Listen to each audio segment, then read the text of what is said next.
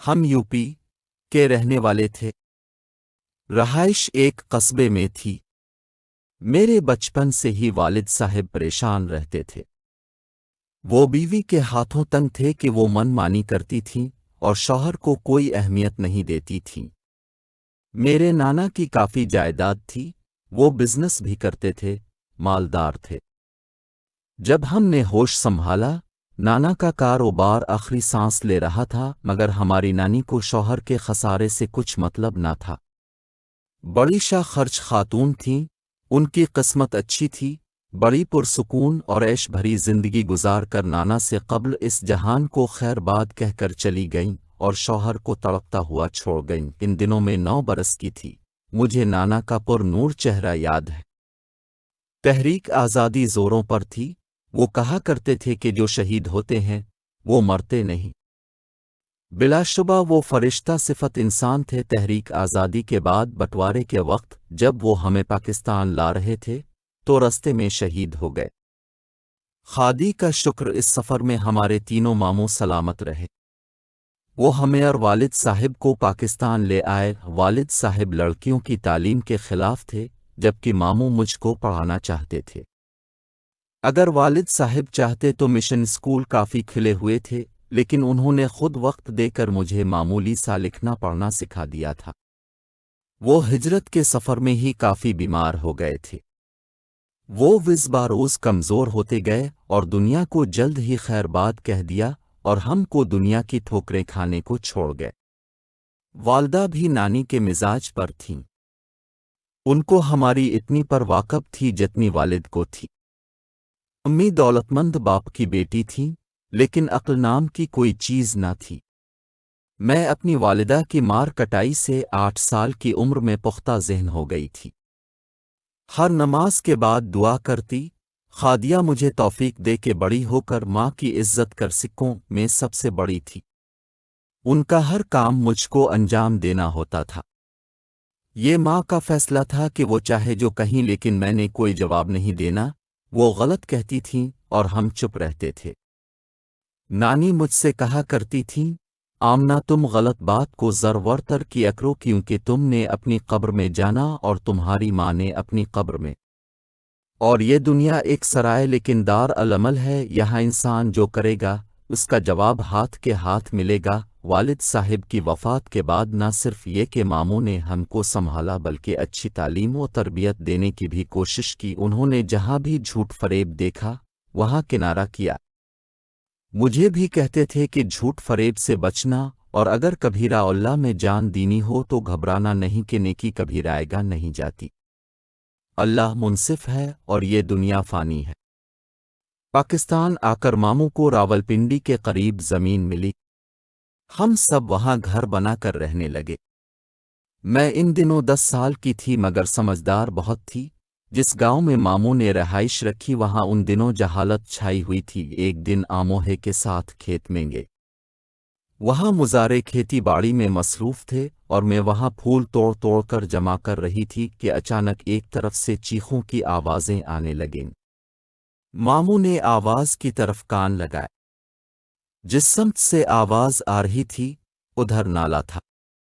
ماموں کچھ دیر توقف کیے رہے، لیکن جب چھینیں مسلسل گو نچتی رہیں تو وہ آواز کی سمت دوڑے۔ میں تجسس میں ماموں کے پیچھے دوڑتی گئی۔ دیکھا کہ ایک ہٹا کٹا مونچھوں والا نوجوان نازک سی لڑکی کو کھینچے لیے جاتا ہے۔ لڑکی خوبصورت تھی لیکن لباس سے غریب چرواہے کی بیٹی لگتی تھی۔ وہ دھان پان سی خوفزدہ اپنا اب چھڑانے کی ناکام کوشش کر رہی تھی، مگر کہاں ایک نازک اندام پے کر اور کہاں ایک بد خصلت دے۔ یہ چودھری کا بیٹار اول ہمارے علاقے کا ایک بدسیرت نوجوان تھا، ایک بدمست ہاتھی کی طرح بے لگام۔ اس کی برائیوں کے قصے زبان زدن عام تھے۔ ماموں کی نظر جیسے ہی ہم پر پڑی وہ بے چینی کے عالم ہیں، کبھی ہمیں اور کبھی ان کو دیکھتے تھے۔ میرے ساتھ ماموں کی بیٹی اور بیٹا بھی دوڑتے چلے آئے تھے۔ ان کو شاید ہم بچوں کی فکر زیادہ تھی، تبھی انہوں نے پل بھر میں فیصلہ کر لیا اور کلہاڑی لہراتے ہوئے راول کی طرف بھاگے۔ اس نے جو نہیں ماموں کو اپنی طرف آتے دیکھا ایک دم جیب سے چاقو نکالا اور اس مظلوم لڑکی کے وار کرنا شروع کر دیا۔ وہ در پہ وار کرتا گیا۔ جب ماموں نزدیک پہنچے تو بھاگ نکالا۔ ماموں نے کافی پیچھا کیا مگر وہ گھنے جنگلات کا فائدہ الفاٹتی ہوئے فرار ہونے میں کامیاب ہو گیا۔ ماموں بے بسیت کے عالم ہیں پہلے اور وہ اس لڑکی کو جو خون میں لت پت تھی افسوس بھری نظروں سے دیکھنے لگے۔ ہم بچے مارے خوف کے ایک دوسرے سے لپٹے ہوئے تھے۔ ہماری سمجھ میں نہیں آ رہا تھا کہ یہ کیا ہوا ہے، بس مارے خوف کے ہماری آواز بند ہو گئی تھی۔ تبھی وہاں ممانی بھی آ گئیں۔ ماموں کی سمجھ میں نہ آ رہا تھا کیا کرے۔ لڑکی تو دم توڑ چکی تھی، اب اس کی لاش کس کے حوالے کریں؟ انہوں نے ہمیں کہا کہ جا کر چھوٹے ماموں کو بلال کو، اور ہم تھے کہ خوف کے مارے حل نہیں پا رہے تھے۔ تبھی ممانی نے ہمت بندھائی اور ہم گاؤں کی طرف بھاگے۔ رستے میں چھوٹے ماموں مل گئے جو کھانا لا رہے تھے، کیونکہ بڑے ماموں اکثر کھانا کھیتوں میں کھا لیا کرتے تھے۔ انہوں نے ہمارے رنگ اڑے ہوئے دیکھے تو سمجھ گئے کوئی بات ہوئی ہے۔ پوچھا کیا ہوا؟ تم کدھر سے آ رہے ہو اور بھائی صاحب کہاں ہیں؟ ہم بچوں نے ہاتھ کا اشارہ کیا۔ میں ذرا سمجھدار اور ہمت والی تھی، ان کو بتا دیا کہ ایک مونچھوں والے آدمی نے لڑکی کو چاقو سے مار دیا ہے اور وہ خون میں نہائی پڑی ہے۔ بڑے ماموں بھی الفادے رہی ہیں۔ آئے کر چھوٹے ماموں واپس گاؤں کی طرف دوڑ پڑے اور گاؤں والوں کو اس سانحے سے آگاہ کیا۔ تھوڑی دیر میں پورا گاؤں وہاں پہنچا۔ سب کو یہی ڈر تھا کہ کہیں ان کا کوئی رشتہ دار تو مارا نہیں گیا۔ اتنے میں مجمع کو چیرتا ہوا ایک غریب شخص آگے بڑھا اور لڑکی کو خون میں ڈباد کے کر رونے دھاڑنے لگا۔ وہ زینت زینت پکار رہا تھا۔ بعد میں پتہ چلا کہ یہ شخص گاؤں میں نیا نیا آیا تھا۔ اس کا نام عبدالرزاق تھا۔ اس کے 2 بیٹے اور بیوی پچھلے گاؤں میں مارے گئے تھے۔ کسی دشمنی میں وہ اجل کا لقمہ ہے اور یہ بابا جان بچا کر اپنی بیٹی کے ساتھ یہاں آ گیا تھا مگر بیٹی کی موت بھی ادھر ہی لکھی تھی، جس کے لیے بے خبر باپ خود اسے یہاں لے آیا تھا۔ کچھ تھوڑی بہت پولیس کی پوچھ گچھ بھی ہوئی مگر کسی نے FIR نہ لکھوائی، بلکہ گاؤں کے معزز لوگوں کے صلاح و مشورے ہوئے اور پھر اس لڑکی کو ماموں کی زمین میں جہاں واردات ہوئی تھی دفن کر دیا گیا۔ دفن کرنے سے پہلے نہ تو لڑکی کو گاؤں والوں نے غسل دینے دیا اور نہ کفن دیا، بس انہی کپڑوں کے ساتھ ہی دفنا دیا جو وہ پہنے ہوئی تھی، یہ کہہ کر یہ کیونکہ شہید ہوئی ہے لہٰذا اسی حالت میں دفن کر دیں۔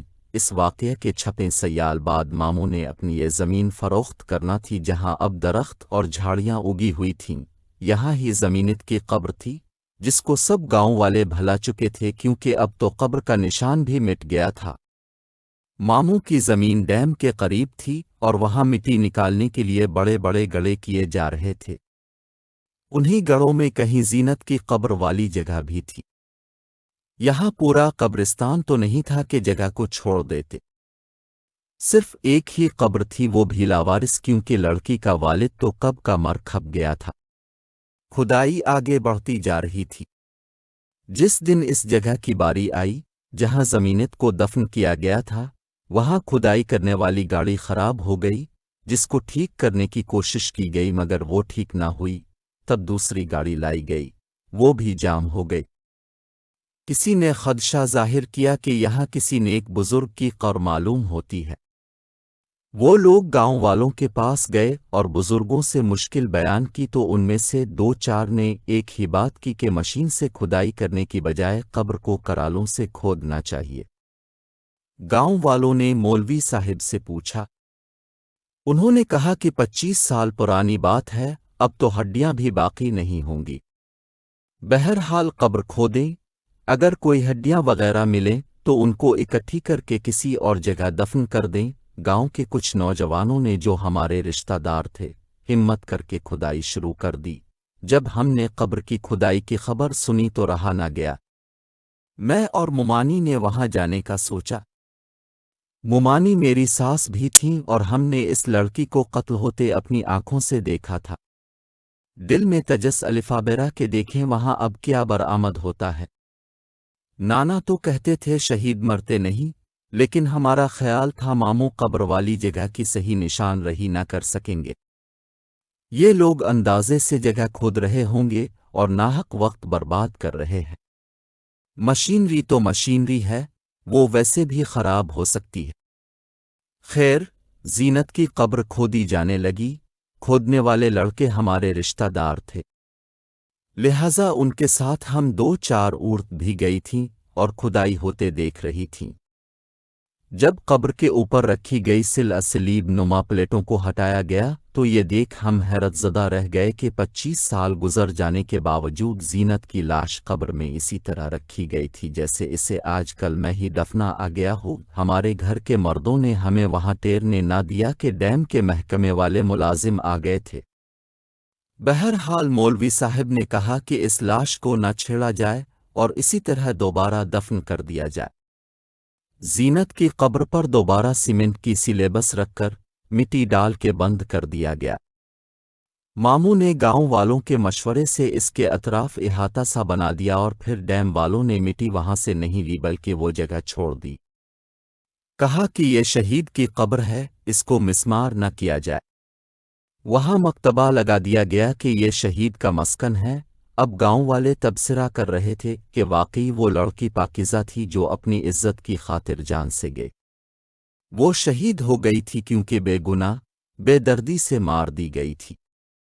اگر اس کو شہید ہی ہونا کہتے ہیں تو بے شک وہ شہید ہی ہوئی کیونکہ آنن فانن ظالم قاتل نے اس کو اس کے ہی خون سے نہلا دیا تھا۔ مرتے دم تک یہ واقعہ میرے ذہن سے محو نہیں ہو سکتا، بلکہ دل و دماغ پر کچھ اس طرح نقش ہے کہ بھلانا بھی چاہوں تو نہیں بھلا سکتی۔ ڈال ملیر